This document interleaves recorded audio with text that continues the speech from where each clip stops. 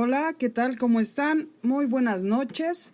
Los saludo, soy Doris y estamos transmitiendo en vivo desde la cabina de Urus Radio, su programa de la verdadera historia de México. Hoy lunes 29 de enero de 2018.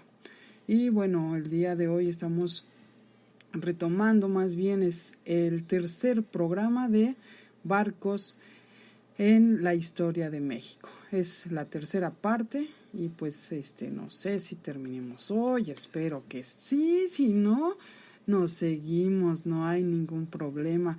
También les comentaba, fue muy apresurado lo que comentaba la semana pasada sobre los proyectos que tenemos, y uno de los proyectos que les decía era que vamos a impartir clases de náhuatl. Eso de decir vamos a impartir sí se oye así como que somos muchos, ¿no? Pero en realidad el que va a estar encargado de esto es el profesor René Martínez.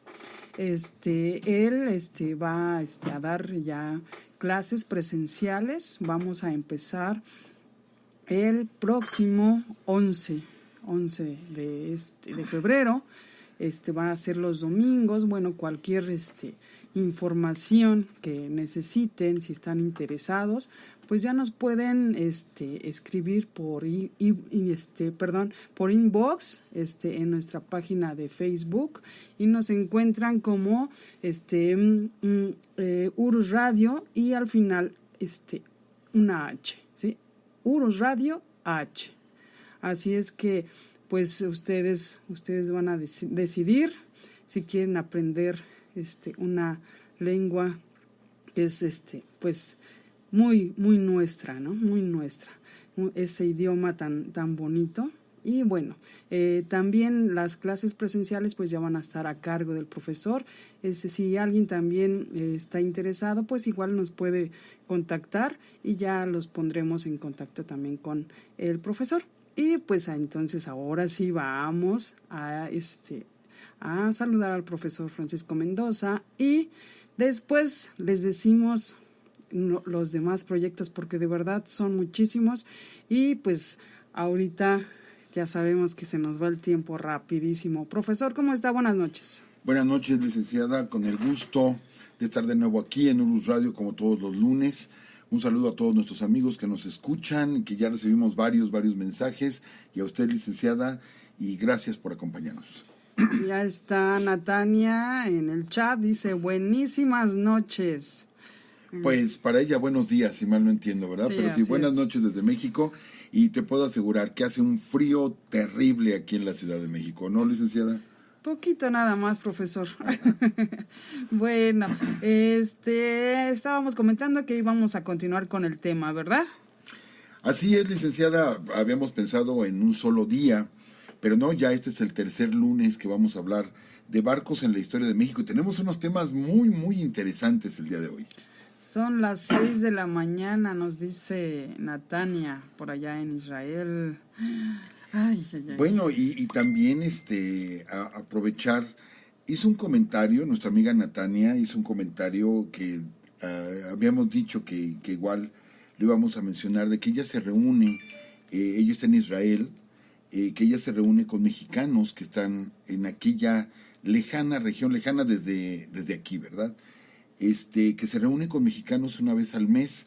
Pues qué bueno porque eso refleja nuestra identidad, refleja nuestra cultura, y sí, nosotros que también hemos vivido en el extranjero alguna ocasión, pues sabemos lo que es la añoranza, lo que es el cariño por lo nuestro. Entonces le pedimos a Natania igual que les haga llegar un saludo a todos los mexicanos que se reúnen por allá en Israel cada mes. Pues también tenemos a Filo Chávez y dice buenas noches. Nos mandó, por cierto, un mensaje y bueno, ya al final vamos a leerlo. También Juan Carlos Pérez Carmona dice licenciada Doris, maestro Mendoza, muy buenas noches. Pues muy buenas noches. Empecemos, profesor. Empezamos, licenciada, y nada más quiero hacer una pequeña mención. Por ahí nos comentaba la licenciada Doris de que los programas que aparecen en YouTube, había un comentario denostando un tanto el trabajo que estamos haciendo aquí en Urus Radio. No nos vamos a enganchar, pero sí vale la pena hacer esta aclaración. Ya lo hemos hecho en algunas otras ocasiones. Hablar de la historia de México es sumamente complicado. Causa mucho apasionamiento la historia de México, porque hay muchas cosas dentro de la historia que aún no se han resuelto. Empezando por la conquista que tenemos ese estigma muchos mexicanos de haber sido conquistados por los españoles. Nosotros hemos argumentado aquí en Urus Radio que muchas de las cosas que Cortés dijo acerca de nuestra cultura pues fueron mentiras que desgraciadamente se fueron quedando a través de la historia y que las venimos todavía cargando encima. Después, ¿qué podemos decir? La independencia de México, que causó pues una división entre liberales y conservadores. La participación de la masonería en México también ha causado muchas discusiones, pero yo creo que el personaje que más se ha discutido pues es Benito Juárez. Benito Juárez porque fue el enfrentamiento ya directo entre liberales y conservadores. Y bueno, hay gente que yo he leído algunos comentarios, perdón que lo diga así, pero rabiosos en contra de Benito Juárez. Nosotros tampoco lo hemos defendido a capa y espada, también hemos señalado errores de Juárez y hemos señalado aciertos de Maximiliano. Hay polémica por el personaje de Agustín de Iturbide, no podemos negar que es el que consuma nuestra independencia, eso no lo podemos negar y es un mérito enorme, pero también hemos argumentado errores que se cometieron. En el caso de Iturbide, hemos mencionado aciertos y errores de todos. Entonces nos denostan acusándonos de pseudo historiadores cuando hablamos de la imagen de Hernán Cortés, que según esto, bueno, nosotros dijimos, y es cierto, que los estudios antropométricos que se le hicieron al cuerpo de Cortés o a los restos de Cortés en la década de los 40 demostraban que Cortés era un hombre de baja estatura, que obviamente al morir, sufría de raquitismo y tenía joroba. Entonces era un hombre muy bajo de estatura y contrahecho. Basado en esto, Diego Rivera pintó los murales de Palacio Nacional. Entonces dicen que no era cierto, que nosotros estamos inventando esa parte. No la estamos inventando. Entonces tendríamos, si esto no fuera cierto, pues tendríamos que agarrar, no sé, botes de pintura blanca y echárselos a las pinturas de Diego Rivera, porque Diego Rivera lo tomó en cuenta precisamente para hacer esas pinturas de Hernán Cortés. Nosotros solamente entregamos los datos, en varias ocasiones citamos nuestras fuentes, como fue la semana pasada que hablamos de un tema muy delicado, y citamos inmediatamente la fuente para que ustedes la consultaran precisamente por internet, acerca de quiénes fueron los que hundieron los barcos mexicanos en el Atlántico que provocó la entrada de México a la Segunda Guerra Mundial. O sea, es la versión de Juan Rulfo, aunque Juan Rulfo en ese momento tenía un puesto muy importante y estaban a su cargo estos barcos. Entonces, alguien a quien tenemos que dar pues mucha veracidad a sus comentarios. Pero en fin, yo quería hacer esto no porque me enganche yo con el comentario, insisto, sabemos que va a haber mucha polémica en la historia de México, muchísima polémica. Pero bueno, continuemos entonces, licenciada, porque los temas del día de hoy están buenísimos.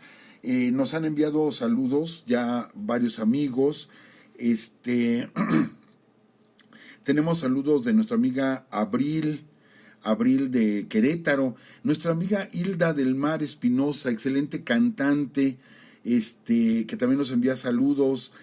También Laura, Luis Antonio e Hilda Álvarez, allá uno en Nueva York y el otro en Phoenix, Arizona, también nos envían saludos. Muchas gracias para ustedes. Nuestro amigo Enrique Leos Godiener, nuestra vecina Dinora, también nos envía saludos. La doctora Miriam Ortega, nuestra amiga Vanessa aquí, que nos manda también bastantes saludos. Nuestro amigo el doctor Carlos Serrano, doctor, un abrazo muy fuerte para usted allá en Quintana Roo. Uriel en Puebla también, nuestra amiga Itzel y varios amigos más. Ya me voy rápido, después envío los saludos porque yo sé que están esperando el tema, pero es que sí quería saludar a algunas personas. Pues bien, comencemos entonces, amigos. Habíamos dicho como introducción en los dos programas anteriores que México pues tiene más de 11,000 kilómetros de litorales, pero no somos un país que se haya dedicado al mar. Sí, en las costas sí, pero la gran mayoría de habitantes de México vivimos en los altiplanos del país. Entonces, sí, por ejemplo, vivir del mar, consumir productos marinos, pues lo hacemos de vez en cuando. De hecho, en Cuaresma es cuando es tradicional comer pescado. Y bueno, no está de más los cócteles, etcétera. Perdón, yo sé que allá en Israel a lo mejor no preparan los cócteles como se preparan en México. Yo sé que los estoy antojando, ni en Estados Unidos, allá en Nueva York o en Arizona. Pero es que son ricos los cócteles de camarón y ostión y todo esto en México. Pero más que nada es como coctelería. No vivimos exactamente del mar, y con esto estamos desaprovechando 11,000 kilómetros de litorales. Es tremendo esto. Pero bueno, esto nos ha ligado de alguna manera al mar, aunque insisto, no somos un país que haya vivido totalmente del mar, pero la historia de México se hizo desde el mar. Platicamos ya que Tenochtitlan, la caída de Tenochtitlan fue una batalla naval entre los bergantines de Cortés y las canoas de Cuauhtémoc.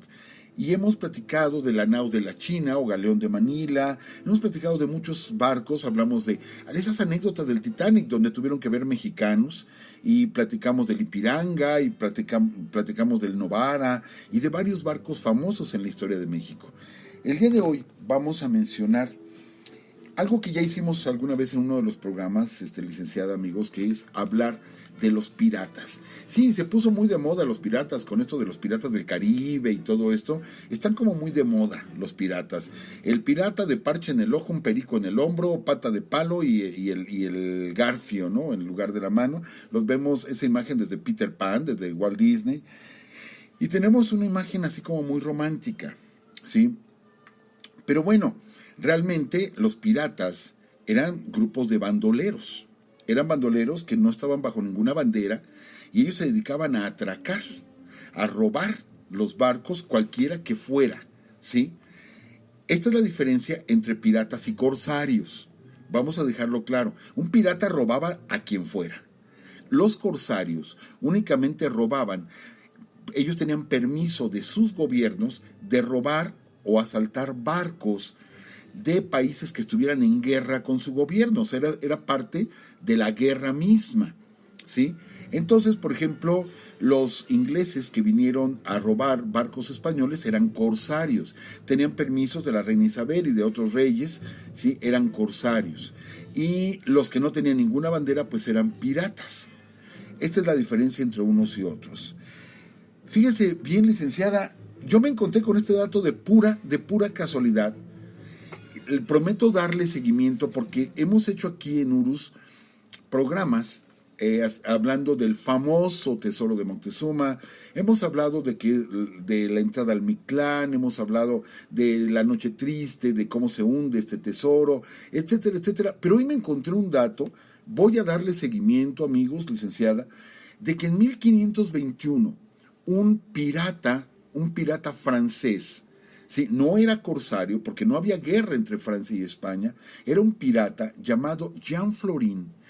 Es el primer pirata que ataca barcos españoles en costas del Atlántico y ataca 3 galeones españoles donde Cortés estaba enviando las riquezas que había sacado de Tenochtitlán.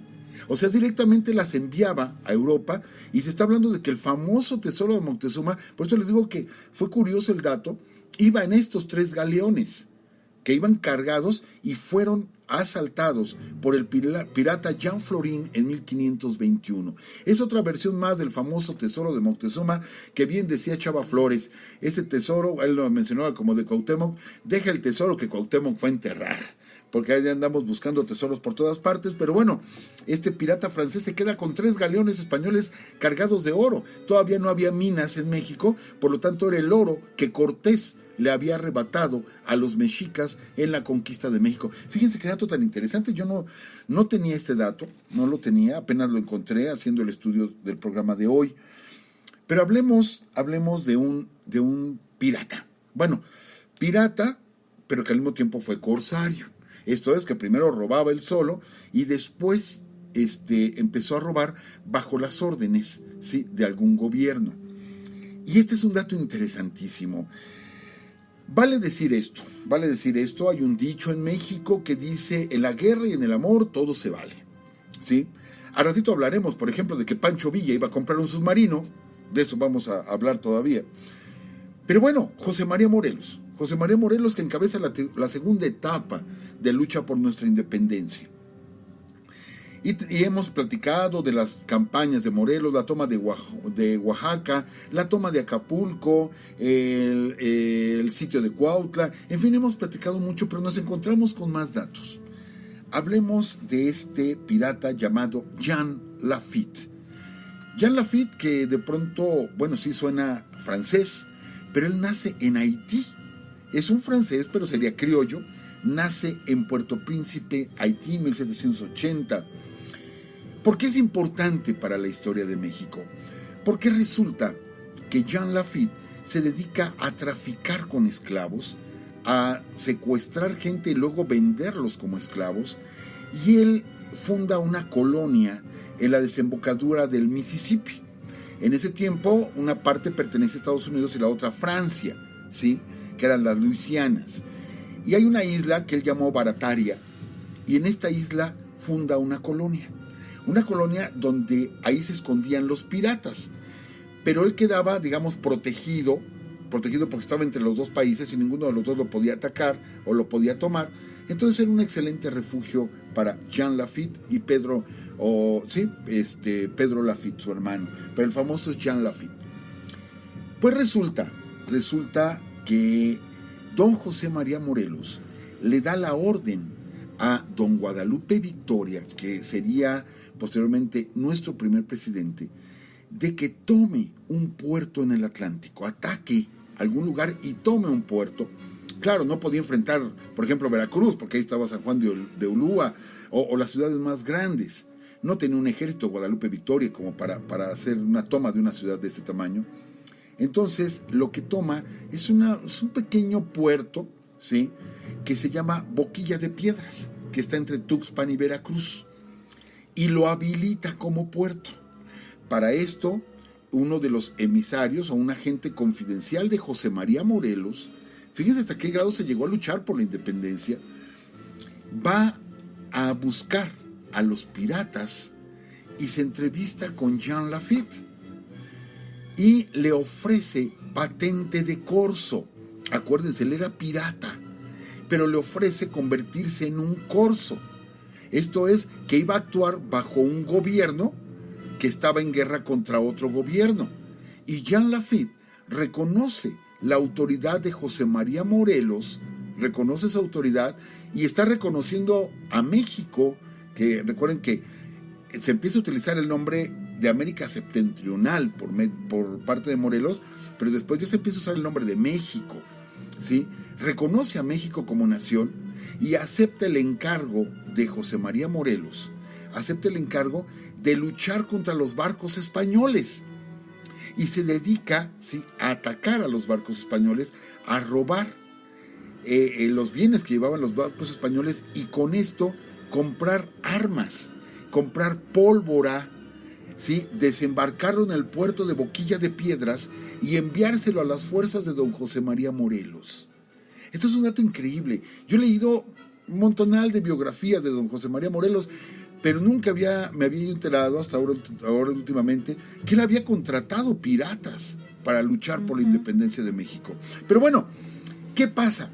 Morelos cae prisionero, sabemos, después fue fusilado, pero posteriormente Agustín de Iturbide, ¿sí?, Agustín de Iturbide, el libertador de México, contrata a los piratas de Jean Lafitte, igual para estar atacando a los barcos españoles, que recuerden ustedes, amigos, que aunque nos independizamos de España, España no reconoce la independencia de México. Se firma los tratados de Córdoba, donde Juan O'Donoghue reconoce la independencia de México, pero España no la reconoce.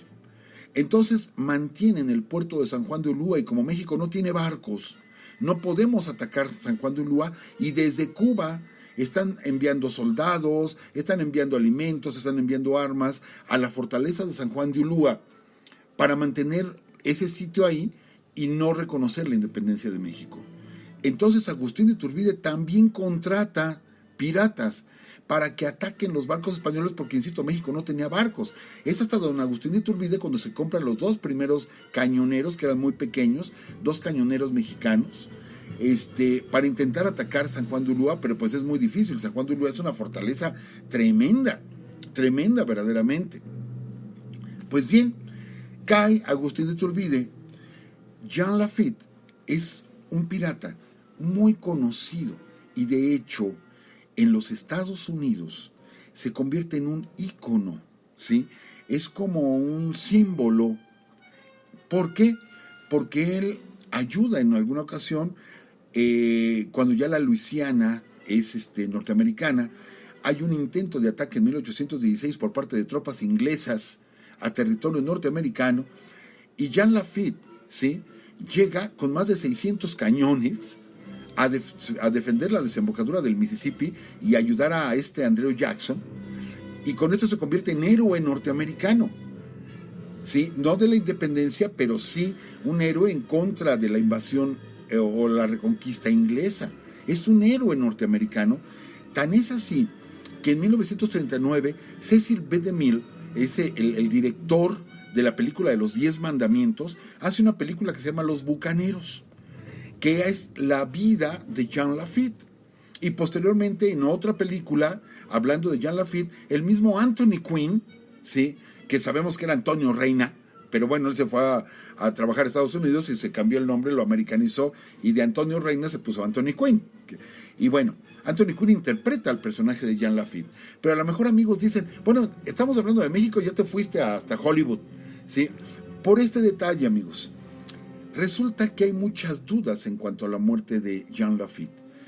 Jean Lafitte aparentemente muere en 1928. En 1828. Luego la licenciada Doris me corrige cuando doy las fechas, porque en ocasiones me paso por siglos, ¿verdad, licenciada? Un poquito. Bueno, Uno nada más. Perdón, entre 1826 y 1828 fallece Jean Lafitte. Pero después se sabe que Lafitte fingió su muerte, ¿sí? Los engañó a todos, porque Jean Lafitte siguió viviendo y se fue a vivir nada más y nada menos que a la isla de Cozumel, en Quintana Roo. Ahí se fue a vivir, ya después de tantas andanzas, ya él estaba cercano a los 50 años, y decide vivir tranquilamente. Jean Lafitte finge su muerte, ¿sí?, para que lo dejen en paz, ya no lo busquen, porque lo buscaban de varios gobiernos, pero de todos modos le llegan al precio, y la Gran Colombia, ¿sí?, también contrató los servicios de Jean Lafitte. Esto es, Simón Bolívar contrata a este pirata. Y bueno, ¿por qué se va a ligar de nuevo con la historia de México? Les hago una mención, amigos. Él viaja a Europa, ¿sí?, ya siendo una persona mayor de casi 70 años, viaja a Europa y nada más y nada menos conoce a dos jóvenes rebeldes que van a cambiar el mundo, ¿sí? Conoce a Carlos Marx y a Federico Engels. Platican con Jean Lafitte y lo convencen de sus ideas a favor del proletariado. Y Jean Lafitte, ¿sí?, patrocina la primera edición del Manifiesto Comunista de Marx y de Engels, de ese tamaño. ¿Por qué es tan importante? ¿Por qué estoy dando tantos datos que ya no corresponden aparentemente a México?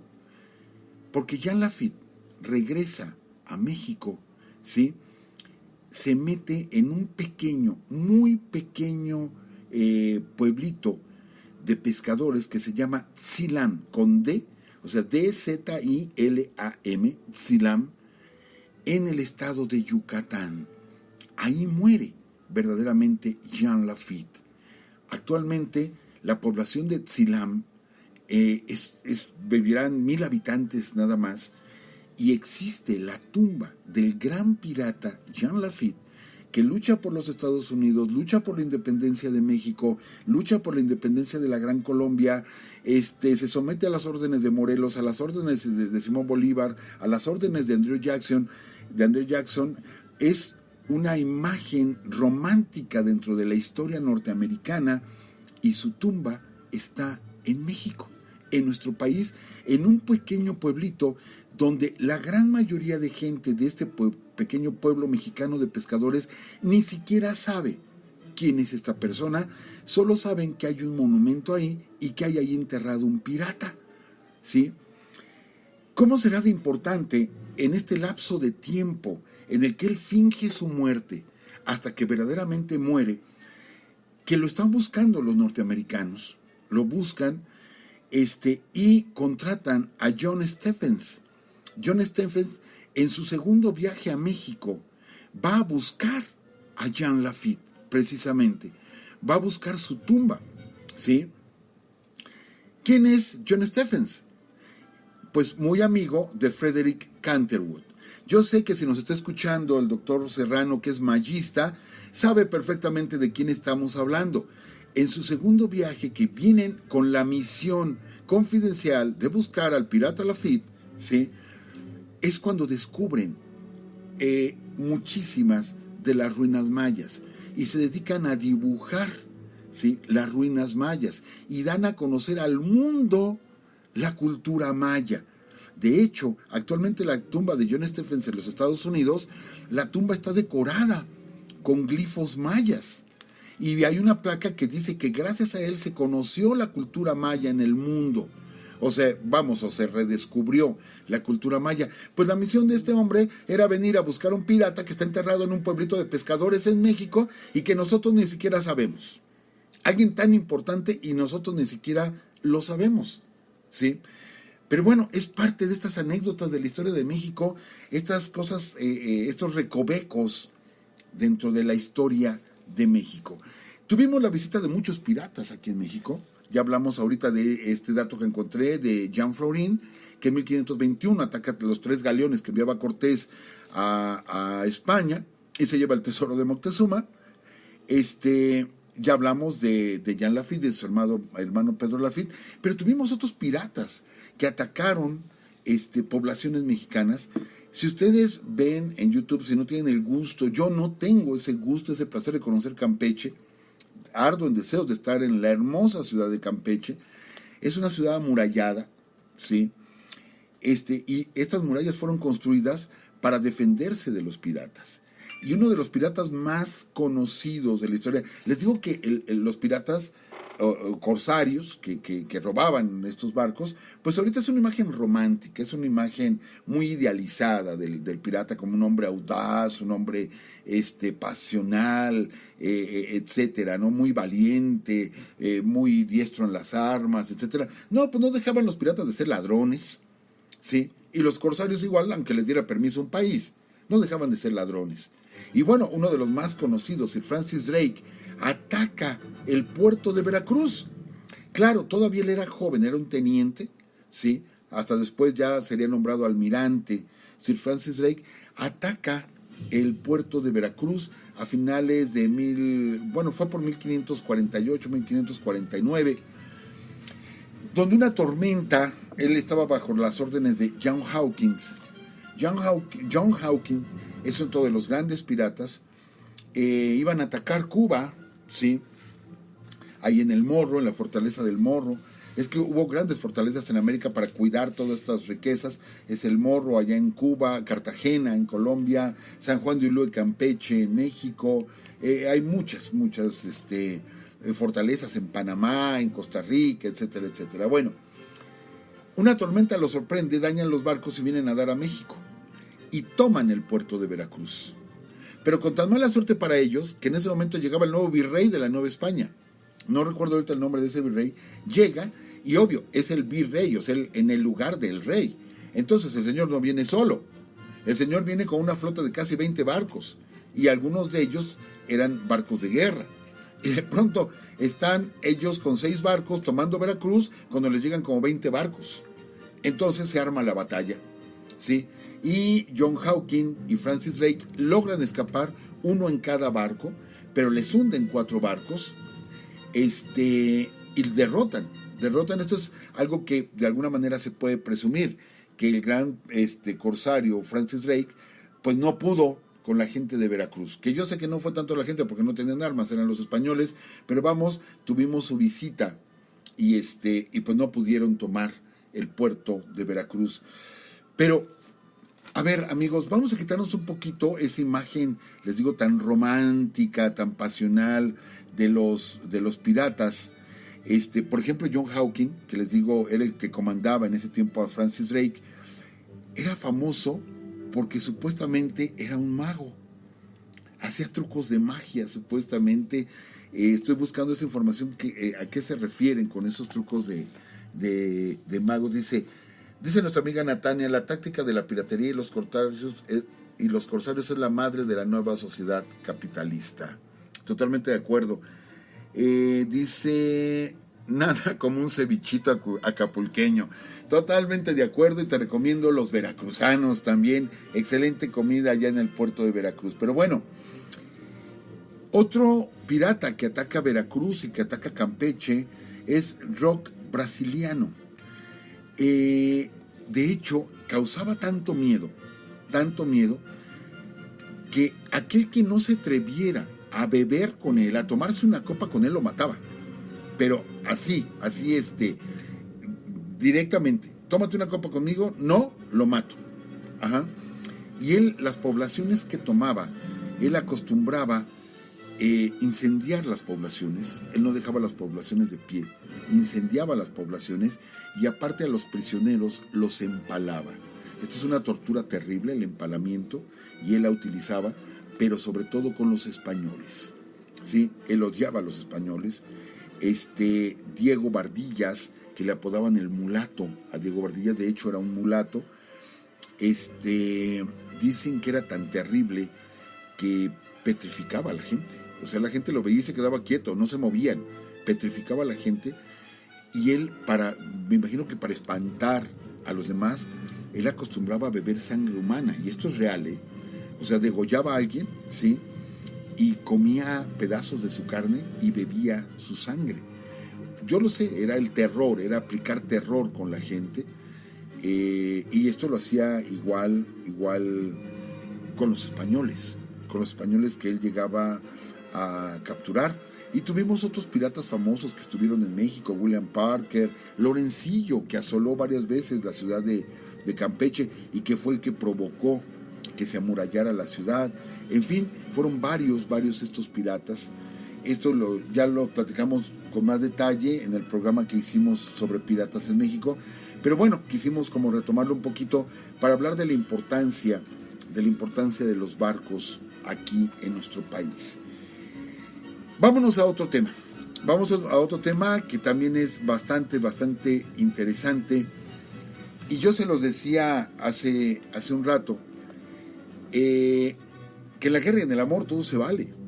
Estábamos ahora hablando de la Revolución Mexicana. Y resulta que en plena Revolución Mexicana, vamos rápido por etapas, primero la Revolución Maderista, después la Revolución contra Victoriano Huerta, y después se da el rompimiento, ya que cae Huerta, se da el rompimiento entre las tropas constitucionalistas, División del Norte, y el Ejército Libertador del Sur, de Emiliano Zapata. Villa está en la cima. Comanda la División del Norte, que es... él tiene la habilidad de ser un gran estratega, diseña la División del Norte como una maquinaria bélica. Y bueno, muere Villa, y después de mucho tiempo se descubre en su correspondencia particular que uno de sus enviados en Washington, acuérdense que en ese tiempo Washington coqueteaba mucho con Pancho Villa, es el tiempo en que hasta lo hacen estrella de cine a Pancho Villa, esa famosa película que todavía está perdida, ¿sí? Lo hacen estrella de cine a Pancho Villa. Bueno, pues en su correspondencia apareció que le estaban ofreciendo los norteamericanos, una empresa de la Florida, de Cayo Hueso, Florida, le estaba ofreciendo un submarino. Ándale. Estamos hablando de la Primera Guerra Mundial en 1915, ya había estallado la Primera Guerra Mundial. Entonces los norteamericanos vendían armamento y le ofrecen a Pancho Villa un submarino. Y esto es notorio, bueno, porque en otra biografía de Pancho Villa, dicen que una ocasión Pancho Villa le preguntó a sus asistentes, oigan, ¿cuántos torpedos le caben a un submarino? Y los demás, pues algunos hasta preguntaron, ¿qué es eso? Y Pancho Villa dijo, pues es un barco, pero por debajo del agua. ¿Ustedes creen que nos sirva como para atacar los barcos que le traen armas a Venustiano Carranza? ¿Creen que nos sirva? Su gente no entendieron por qué estaba preguntando eso Pancho Villa, y hasta apenas hace unos años, era como 20 años, revisando su correspondencia de Villa, ya supimos por qué. Pues porque le habían ofrecido un submarino, ¿sí? Pero bueno, entendamos primero la posición de Pancho Villa. Pancho Villa es del norte, Chihuahua, Coahuila, no es un hombre ligado al mar, no es un hombre ligado a los barcos. Entonces, hablar de un submarino, el documento que recibe Pancho Villa está perfectamente detallado. A qué velocidad viajaba el submarino, 8 nudos, que realmente es muy poco, que tenía lanzatorpedos, 2 lanzatorpedos al frente, un lanzatorpedos en la popa, 2 en la proa y 1 en la popa. Él desconoce mucho de los términos marinos, ¿sí? Pero sabía bien que, bueno, barcos estaban aprovisionando, o llevando provisiones al ejército constitucionalista de Venustiano Carranza, y pues él tenía que frenar esto. Entonces, no les dijo a los demás que le estaban vendiendo un submarino. Y el precio del submarino es lo que me parece increíble, $340,000. Realmente es una cantidad altísima para ese tiempo. Hablemos de que en ese tiempo, antes de iniciar la revolución, el peso y el dólar costaban lo mismo, ¿sí? Un peso por un dólar. En el transcurso de la Revolución Mexicana se devalúa por primera vez la moneda nacional y queda en 3 pesos por un dólar. A partir de ahí, bueno, ya tenemos los precios de ahora, ¿no? Que ahorita cuesta 18,000 pesos un dólar. Sí, amigos, no se olviden, 18,000 pesos porque le quitamos 3 ceros a la moneda y ahorita cuesta 18 pesos. Pero realmente le quitamos los ceros. O sea, el precio real es de 18,000 pesos. Ese es el precio real, ¿sí? Pero bueno, en ese tiempo costaba 3 por 1. Estamos hablando de 1,000,000 de pesos. 1,000,000 de pesos era una muy buena cantidad, era una cantidad grande en la época de la Revolución Mexicana. Pues eso es lo que le ofrecían, lo que pedían a Pancho Villa. No se sabe si hubo respuesta. O sea, esta empresa que le vendía, quería vender el submarino, no sabemos si recibió alguna carta de respuesta de Pancho Villa, a lo mejor pidiendo más datos técnicos, o a lo mejor no contestó Pancho Villa, pero de que le despertó interés, le despertó interés. Y por último, se nos está yendo el tiempo, licenciado. Por último, dar algunos datos del profesor René Martínez, que nos mencionaba la semana pasada. Efectivamente, y con esto cerraríamos ya estos 3 programas de barcos. Hay un barco también famoso en la historia de México, que es el barco Sonora. Barco Sonora. El avión Sonora que bombardeó al barco Guerrero. El barco Guerrero eran 2 barcos que pertenecían a las fuerzas federales bajo el mando de Victoriano Huerta, que cabe mencionar, Victoriano Huerta, siendo presidente, nunca más volvió a salir al campo de batalla. Pero bueno, ya platicaremos más de Huerta. El barco Guerrero era un cañonero que estaba en Guaymas, en Sonora, y un avión mexicano comprado a los Estados Unidos. Acuérdense, amigos, que ellos vendían mucho armamento. Las fuerzas constitucionalistas, bueno, todavía en ese tiempo no eran fuerzas constitucionalistas, era el ejército del noroeste, al mando de Álvaro Obregón, ¿sí?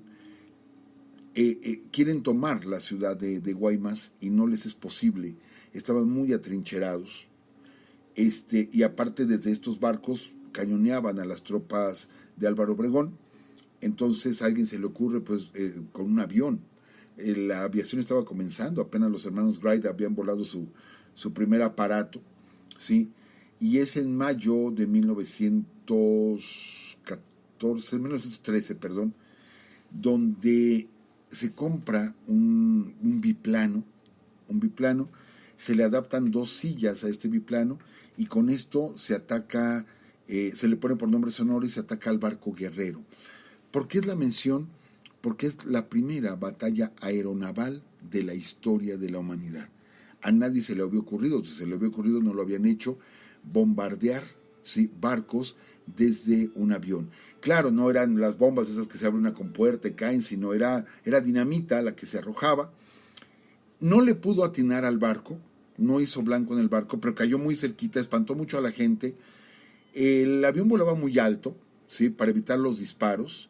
Los cañones no lo alcanzaban porque los cañones no apuntan hacia arriba, no esperaban un ataque aéreo. La gente se espantó cuando vio un aparato allá arriba volando y que estaba arrojando bombas, se espantó muchísimo. Y bueno, con este avión también se bombardearía, sería el primer bombardeo a población civil, que sería en Mazatlán, Sinaloa. Es el primer lugar que se bombardea a los civiles con un avión. Y fue un error del piloto. Iba el piloto, iba el ayudante atrás, se le resbala la bomba, ellos le iban a tirar en un cerro donde había un cuartel, pero se le resbala la bomba y cae en pleno centro de Mazatlán y mata a 4 o 6 personas, por lo que se considera el primer bombardeo a población civil, y fue por un error, ¿sí?, a población civil en la historia por medio de un avión. Pero ya con esto entramos en el tema de los aviones. Pero cerramos con el barco Guerrero, que es famoso por haber recibido el primer bombardeo de un avión en la historia. Y con esto cerramos esta parte, licenciada. ¿Qué le pareció todas estas historias? Ay, profesor, siempre me deja, mire, sin decir nada, porque pues sabe tanto que decir algo más a veces sí se nota a veces que desconozco muchas cosas, pero bueno, muy interesante como siempre. Y pues tenemos algunos comentarios también de aquí. Está Leonardo Mendoza. Leonardo Mendoza está en el chat y dice: saludos de la familia Mendoza Rojas, con el entusiasmo de siempre, un gran placer escucharlos. Y también Garrita de Libra nos acaba de subir otro de sus cómics.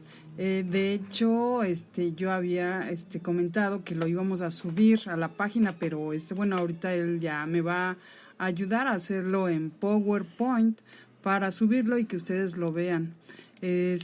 También hay unos comentarios en Facebook. De hecho es Natania que dice: ay, déjenme ver, porque de repente esta tecnología, perdón, estamos por acá, no está, ay, Dios mío. Bueno, Natania, gracias por tus comentarios. De repente esto se atora y se me hace que tiene algún virus, pero bueno, hay un comentario de Natania que ahorita no lo pude abrir, pero antes de que tú comentaras eso, era uno de nuestros proyectos, Natania, de hacer una especie de reunión literaria histórica, y pues eso sería aquí en la Ciudad de México. Así es que los que estén interesados también, pues vamos a empezar pronto vamos a ver quién está interesado y vamos a hacerlo. ¿Y qué más, profesor? Ay, se nos está acabando el tiempo. Hay algunos que nos preguntan cómo. Aquí está el mensaje de Natania. Por favor, profesor. Dice: este programa me encanta, es como una tertulia entre amigos, llena de información invaluable. Gracias, profe y licenciada, por el esfuerzo y este espacio. No, gracias a ustedes por escucharnos. Pues sí, una tertulia literaria, histórica literaria, ¿no? Estaría magnífico. Les digo que ya lo habíamos comentado. Hay varios temas también en el tintero, sobre romances históricos. Así Ese es. también está, a ver, ¿qué aquí dice? Dice: yo, aunque esté yo presente virtualmente. Perfecto, sí lo podemos hacer. De hecho, era una de las ideas de lo que es